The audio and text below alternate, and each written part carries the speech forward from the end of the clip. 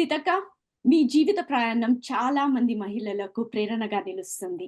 ఈ international women's day సందర్భంగా మీరు మహిళలకు ఇచ్చే సందేశం ఏమిటి?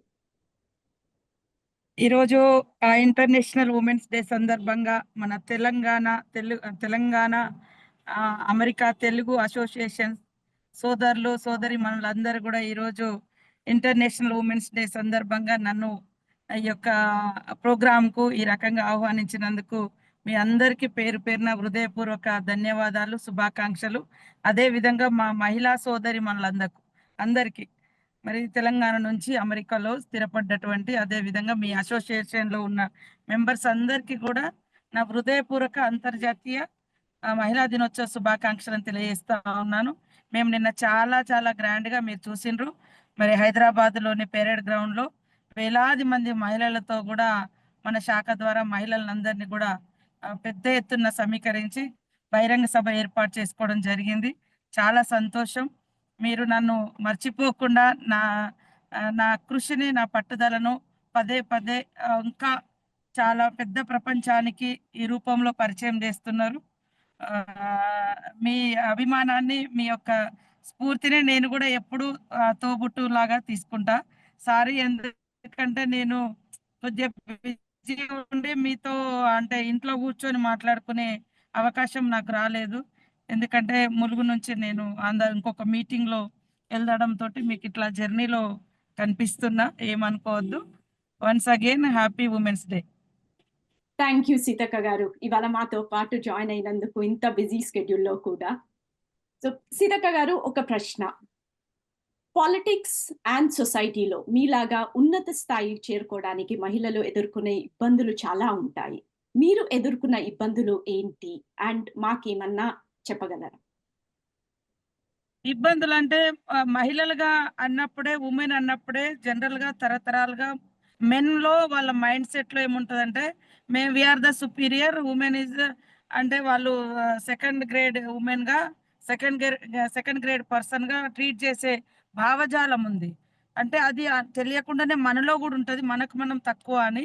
వాళ్ళలో కూడా అది ఉంటది. అది కుటుంబంలో కూడా మనకు తెలుసు. ఈవెన్ మీ ఫ్యామిలీలో మీ బ్రదరు మీతో మీరు కానీ, లేదా మా బ్రదర్ మాతో గాని ఎట్లా ఉంటారంటే మేము ఏదైనా చేయగలుగుతాం, మీరు ఆడపిల్లలు ఏం చేయలేరండి. ఇక్కడ నుంచి మొదలైతది వివక్షత అనేది. సో అవన్నీ కూడా మనము ఒక రెబల్ గా అంటే అంటే వాళ్ళు ఒకసారి కష్టపడితే మనం ఇంకా దానికంటే డబల్ కష్టపడితేనే మనం ఏదైనా అధిగమించగలుగుతాం.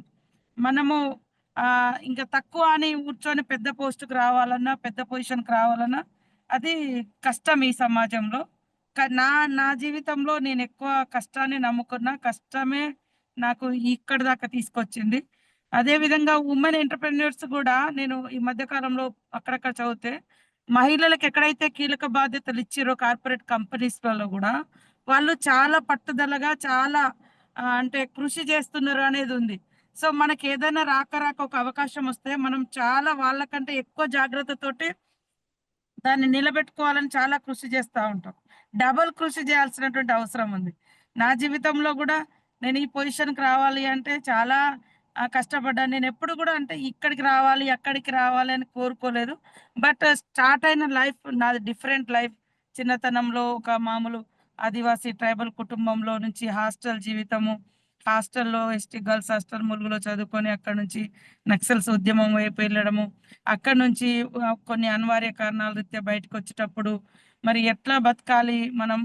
ఒకరోజు ప్రిపేర్ అయిపోయిన mind soul all we prepared for give my birth breath, last breath వరకు కూడా మనం అక్కడే అని మళ్ళీ బయటికి రావడం చాలా కష్టంతో కూడుకున్న అది అనిపించింది. అప్పుడు నేను చదువుకోవాలి, ఒక ఆడకూతురుగా చదువు నాకు చాలా సపోర్ట్గా ఉంటుంది కాబట్టి అని చదువు స్టార్ట్ చేసుకుని ఏ కోర్టులో అయితే లాయర్గా అంటే నక్సల్స్ కేసులో క్లయింట్గా గా ఉన్నాను, అదే కోర్టులో ఆఫ్టర్ 5 ఇయర్స్ తర్వాత నా బ్లాక్ కోట్ వేసుకొని నల్ల అడ్వకేట్గా వెళ్ళిన. అదే same court, same Warangal, same నా కేసులు నేను బయటకు వచ్చినప్పుడు, అరెస్ట్ అయినప్పుడు నా కేసులో ఎవరైతే చూసిరో అదే లాయర్ దగ్గర ఆఫ్టర్ 5 ఇయర్స్ తర్వాత చదువుకొని లాయర్కి వెళ్ళిన. అప్పుడు నాకు పాలిటిక్స్లోకి రావాలని కొంతమంది మా అడ్వకేట్స్ కొలీగ్స్ చెప్పడం తోటి నేను ఆ రోజు అనుకున్నా దీనికంటే పెద్ద ప్లాట్ఫామ్ అది ఉంటది.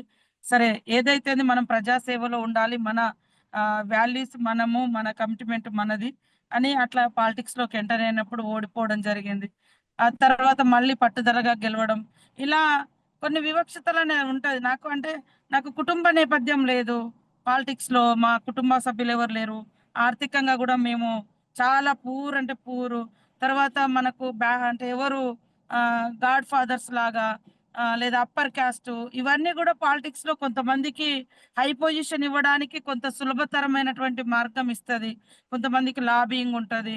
కానీ నన్ను ఇప్పటి వరకు ఎక్స్పోజ్ చేసింది అంతా కూడా నా కష్టమే, నా కష్టమే నా కమిట్మెంట్ అని నేను అనుకుంటా. లీడర్స్ కు దగ్గర చేసింది ఆయన, లీడర్లు నన్ను ఇష్టపడడం ఆయన.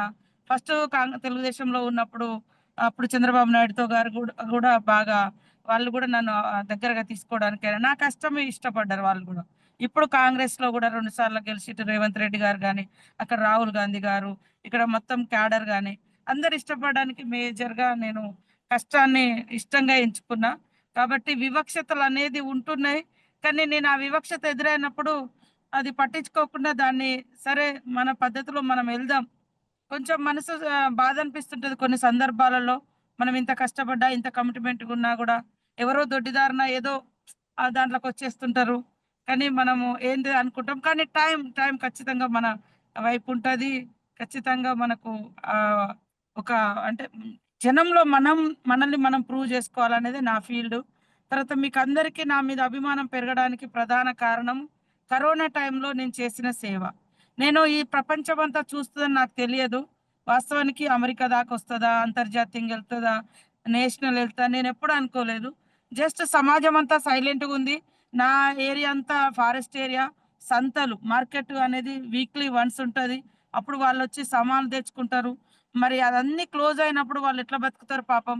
కాబట్టి మనమే అక్కడికి వెళ్దాం, భయంతో ఉన్నారు అని అట్లా మొదలైన నా ప్రయాణం దాదాపు 100 days నాన్ స్టాప్ గా చేసినాం. ఎవ్రీడే ప్రోగ్రాము కొంత మేము మా సోషల్ ప్లాట్ఫామ్ లో మా వాట్సాప్లలో అట్లా పెట్టుకోవడంతో మీ దాకా మేము రీచ్ అయ్యి అభిమానం వచ్చింది. దానికి ఆ అభిమానమే నేను స్వేరింగ్ చేసేటప్పుడు మినిస్టర్ గా నాకు వచ్చిన మరి ఆ ఆ చప్పట్ల ధ్వని. సో జీవితంలో మర్చిపోలేము, ఎందుకంటే ఏం సంపాదించినా మన దగ్గర ఎంత ఉన్నా అంత ఆ, ప్రజల నుంచి స్పందన ఉండదు. కానీ వాళ్ళ కోసం మనం త్యాగం చేస్తే ఖచ్చితంగా గుర్తు పెట్టుకుంటారు అనేది నాకు ఆ రోజు స్పష్టంగా ఇంకా అనిపించింది. సో అందుకనే నేను ఎప్పుడు కష్టాన్ని ఇష్టపడతా ఉంటా. నా స్టడీని కూడా యాజ్ ఏ ఉమెన్ గా, యాజ్ ఏ గర్ల్ గా మనందరికీ తెలుసు, చిన్నతనంలో ఆ తల్లిదండ్రుల చేతులు ఉంటది, తర్వాత భర్త, తర్వాత మగ పిల్లలు అనేది. కానీ అన్ని కాలాల్లో నా జీవితంలో ఎడ్యుకేషన్ అదే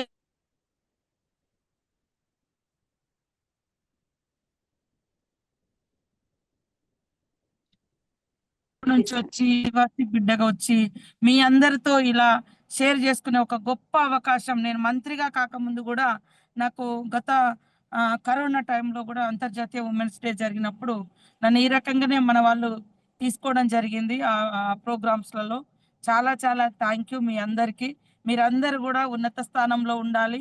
మహిళలు ఇవాళ అమెరికాలోని మరి కొన్ని పట్టణాలలో స్టార్ట్ అయినటువంటి ఉద్యమం, ముఖ్యంగా మహిళా కార్మిక ఉద్యమం, మహిళా అంతర్జాతీయ వేదిక రావడానికి కూడా కర్మాగారాల్లో పనిచేసేటువంటి మహిళలు సమానంగా పనిచేసిన వాళ్ళకి సమాన వేతనం లేదు, పని గంటలు ఎక్కువ, ఓటు హక్కు కూడా లేదు.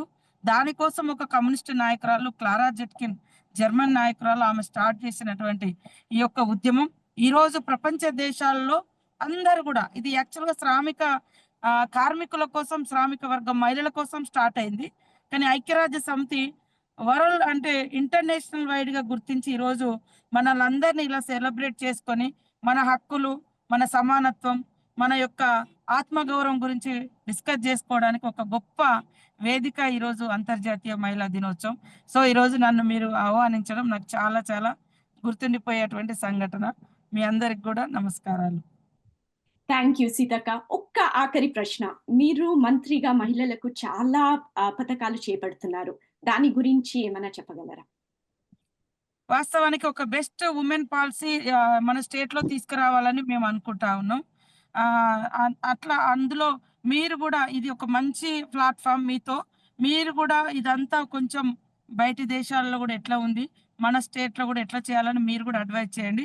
ఇప్పుడు మన సీఎం గారు ప్రత్యేకంగా మహిళల ఆర్థిక ఎదుగుదలే ఈ సమాజ ఎదుగుదల అనేది ఒక స్ఫూర్తితోటి మనము మహిళా సాధికారత, మహిళా ఆర్థిక ప్రగతి, డెవలప్మెంట్, మన రాష్ట్ర డెవలప్మెంట్ గా, మన కుటుంబ డెవలప్మెంట్ గా తీసుకొని ప్రతి వ్యాపారంలో మహిళల్ని ముందుకు తీసుకొచ్చినాం. పెట్రోల్ బంకులు వాళ్ళకే ఇస్తున్నాము. అదే విధంగా మరి అక్కడక్కడ మన మహిళా శక్తి క్యాంటీన్స్ ఏర్పాటు చేస్తున్నాము. అదే విధంగా ఇంకా ఇక్కడ బస్ ఫ్రీ పెట్టి కూడా వాళ్ళకు కొంచెం ఆర్థికంగా ఇబ్బందులు లేకుండా చేస్తున్నాము. మన సోలార్ ప్లాంట్లు ఇస్తున్నాం ఎవ్రీ మంత్ 5 lakhs సంపాదించుకోవడానికి. నిన్ననే 150 బస్సులు కూడా మహిళలకు హ్యాండ్ ఓవర్ చేయడం జరిగింది అంతర్జాతీయ దినోత్సవం సందర్భంగా. అదే విధంగా ఎంఈఓ కూడా కుదుర్చుకోవడం జరిగింది. సోలార్ విద్యుత్ కూడా మహిళా సంఘాలకి ఇవ్వడం. రేపెల్లుండి నుంచి ఇంకా ఇది మిల్లులు కూడా, మన పాడి కొనుగోలు చేసే మిల్లు, అది చాలా పెద్దది, అది కూడా మహిళలకే. దాదాపుగా 21,600 పైగా కోట్ల రూపాయలు మనము వడ్డీ లేకుండా బ్యాంక్ లింకేజ్ ఇస్తున్నాం. వాళ్ళకి వడ్డీ అనేది ఒక భారం ఉంటుంది, వాళ్ళు ఇన్వెస్ట్ చేసుకోలేకపోతారు కాబట్టి ఆ వడ్డీ మొత్తం మనం కడుతున్నాం. గవర్నమెంట్ ఇస్తుంది, రొటీన్ గా వాళ్ళు తీసుకున్నదే రీపేమెంట్ చేస్తారు. సో ఇలా చేస్తున్నాము. ఇంకా మేము పిల్లల కోసం కూడా అంగన్వాడీ సెంటర్స్లలో నర్సరీ తీసుకురావడం, క్రష్ సెంటర్స్ లాగా మనము ఏమంటారు చిన్న పిల్లల కోసం సిటీలలో ఉండేది కూడా మేము పల్లెటూర్లలో కూడా పెడుతున్నాం. ఎందుకంటే ఒక అమ్మ కూలి పోవాలంటే పిల్లలు ఉంటే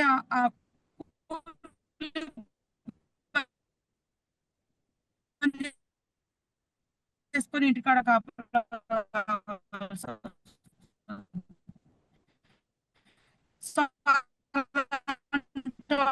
అందరి కోసం ఒక చేస్తున్నాం. ఊర్లలో కూడా పెట్టే చిన్న పిల్లలు వాళ్ళ పిల్లలు వాళ్ళు తీసుకోపోతారు. అట్లా 100 రూపీస్ వస్తాయి, అది ఒప్పుకుంటుంది. ఇలాంటివన్నీ కూడా పెడుతున్నాము. మీరు విదేశాలలో ఉంటున్నారు కాబట్టి అక్కడ ఉండే విధానాలు కూడా మీరు అందరు నాకు హెల్ప్ చేయాలని మేము ఒక బెస్ట్ పాలసీ కోసము కొంతమంది ఐఏఎస్లు, ఐపీఎస్ ఉమెన్ ఆఫీసర్స్, మన పబ్లిక్ రిప్రజెంటేటివ్స్ తో కలిసి ఒక కమిటీ కూడా వేయబోతున్నాము. ముఖ్యంగా రాష్ట్రంలో డ్రగ్ అడిక్టెడ్ అది క్రైమ్ బాగా ఉంది చాలా రోజుల నుంచి. దాని మీద సీఎం గారు కూడా ప్రత్యేకంగా ఉక్కుపాదం మోపుతా ఉన్నాడు. ఏ క్రైమ్ అయినా ఉమెన్ మీద జరిగింది ఏదైనా ఉంటే సివియర్ ఉందంటే అది డ్రగ్ అడిక్ట్ దాని రిలేటెడే ఉంటుంది.